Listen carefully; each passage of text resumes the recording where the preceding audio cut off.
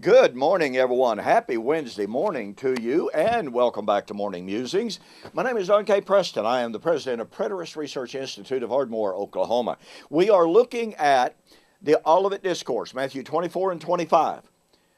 The argument is made that when Jesus predicted the fall of the temple, utter destruction of the temple, not one stone shall be left standing on top of another, and the disciples immediately asked, when shall these things be? What shall be the sign of your coming in the end of the age? It is assumed by about 99% of the commentators, well, the disciples had two different things in mind. They had the fall of Jerusalem, obviously, in mind, but they also had Jesus's end of time, end of the Christian age, end of material creation coming when he comes out of heaven on a cloud as a 5'5" Jewish man. Now, I've asked you the question, and I hope you'll ponder this. Where in Jesus' teaching prior to Matthew chapter 24 had he ever talked about his coming out of heaven, literally, physically, and bodily? Where had he ever described that? Number two, where had Jesus ever predicted his coming at the end of the Christian age? We'll have more to say about that at a later time. Where had Jesus ever predicted his coming in the manner that historical Christianity says we're still looking for? In other words, the descent out of heaven of Jesus as a 5'5" physical man in a physical body to either burn up the earth or renovate it with fire and create a new heaven and a new earth, literal physical new heaven and new earth. That is assumed, but it must be proven. So as I promised you yesterday, we need to take a closer look at some of the passages prior to Matthew chapter 24 that did in fact talk about Jesus' coming. Well, you've got Matthew 16, 27, 28 that I mentioned yesterday, and I want you to notice something about it. Jesus said the Son of Man will come in the glory of the Father. You know, years and years ago, that terminology, in the glory of the Father, jumped off the page at me, and I said, what in the world does in the glory of the Father mean? I began to pick up the commentaries, and one after another openly admitted Jesus was saying here, Matthew 16, 27, he was going to come in judgment as his Father had come in the glory of the Father.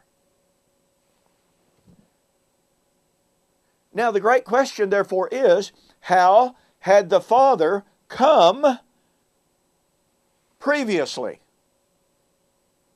Well, on tomorrow's video, I'm going to share with you several examples of how Yahweh, the Father, had come many times in the past, but he had never come out of heaven on a literal cloud with literal fire, with literal angels, with a literal shout, etc., etc. Yahweh had come many times out of heaven with a shout, with the angels in judgment, but never literally, visibly, and bodily. Yahweh had come many, many times in the past when through his sovereignty he would use this nation here to judge that nation over there. And when he did, he was seen on the clouds with the angels, etc.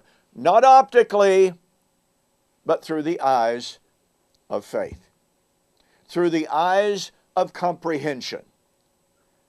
For instance, in the book of Ezekiel, as over and over and over again, Yahweh predicted the destruction of this nation or the destruction of that nation, and oh, by the way, he called it the day of the Lord.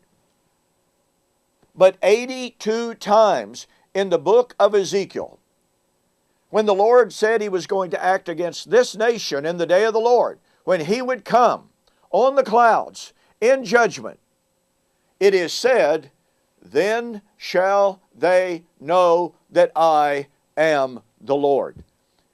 In other words, that visible destruction of this nation or that nation, which was pronounced through the inspired proclamation of God's holy prophets, when the people heard that prophecy and they knew that prediction, and when that nation, which had been predicted to fall at the day of the Lord, when the nation saw, hey, it happened just like Israel's prophets said, they knew that God had come.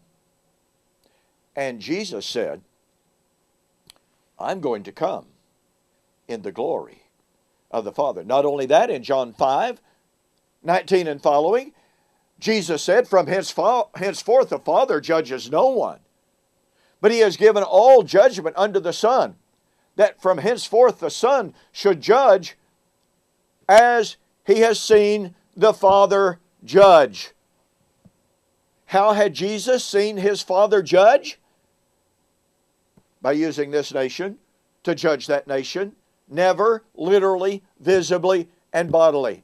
And here is Jesus in Matthew 16:27, a key critical text because it's directly parallel with Matthew 24:29-31, saying and defining the nature of His coming. In the glory of the Father, as He had seen the Father judge.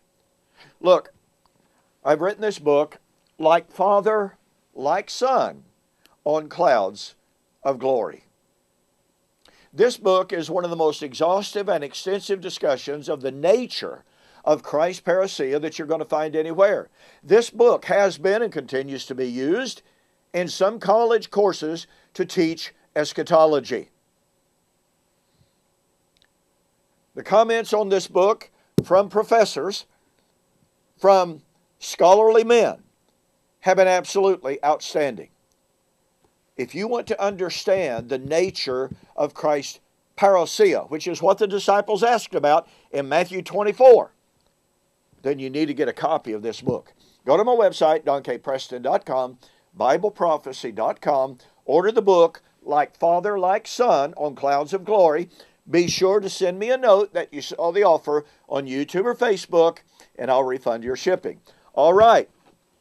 We're going to look at another key, critical prophecy of the coming of the Lord and show that, well, if that's what the disciples had in mind in Matthew 24, then it cannot be an end-of-time, earth-burning, cosmos-destroying event. You don't want to miss it, so I will see you on the flip side.